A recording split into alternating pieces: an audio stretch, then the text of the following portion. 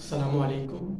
দূর ও কাছ থেকে যে যেখান থেকে দেখতেছেন, আশা করি সবাই সুস্থ আছেন ও ভালো আছেন। আমরা গত কয়েকদিন আগে বাংলাদেশ থেকে একটা নিউজ পেয়েছি এবং সোশ্যাল মিডিয়াতে আমরা এই নিউজটা পেয়েছি যে বাংলাদেশ থেকে এখন বাংলাদেশের নাগরিক পাসপোর্ট তৈরি করতে এখন আর পুলিশ ভেরিফিকেশন লাগবে না। তবে এটা একান্ত মূলত একটা ভালো উদ্যোগ। আবার কিছু খারাপ দিকও আছে, ভালো দিকও আছে যেমন, খারাপ দিকও আছে তেমন।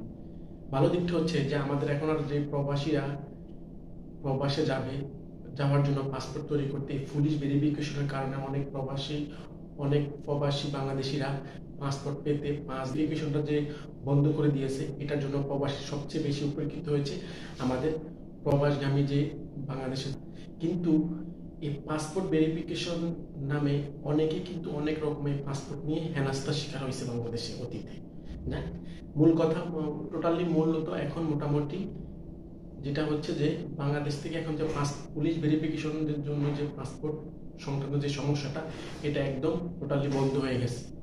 কিন্তু এটা খারাপ দিকটা হচ্ছে, আমি মনে করি যদিও পুলিশ ভেরিফিকেশনটা বন্ধ করা হয়েছে, কিন্তু আমি মনে করব যেন যেসব নাগরিক, বাংলাদেশের নাগরিক বা যারাই পাসপোর্ট সেবা নিতে যাবে, সেখানের দায়িত্বরত কর্মকর্তাগণ যেন খুবই কঠোরভাবে এবং নিরাপত্তার সহিত এবং যাবতীয় এভিডেন্সগুলা সবগুলা যাচাই বাছাই করে একজন নাগরিককে যেন পাসপোর্ট প্রদান করা হয়। কারণ যদি এই পাসপোর্ট যদি অন্য কোনো জাতির কাছে চলে যায়, যেমন রোহিঙ্গা, বাংলাদেশ থেকে কিন্তু প্রচুর পরিমাণ রোহিঙ্গা আছে।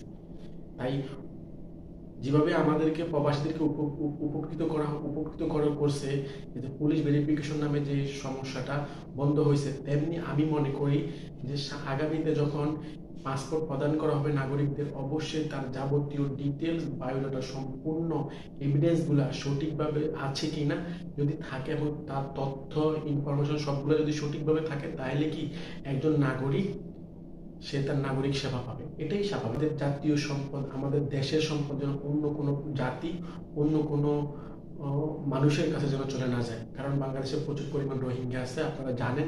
তো রোহিঙ্গাদের বিষয়ে খুবই সচেতন থাকবেন, কারণ আমরা যারা প্রবাসে আছি, আমরা কিন্তু এই বিষয়টা নিয়ে অনেক চিন্তিত। রোহিঙ্গারা তারা এখানে এসে বিভিন্ন জায়গায়, বিভিন্ন দেশে গিয়ে কিন্তু তারা বাংলাদেশি পরিচয় দেয়, কিন্তু আসলে তারা হচ্ছে রোহিঙ্গা।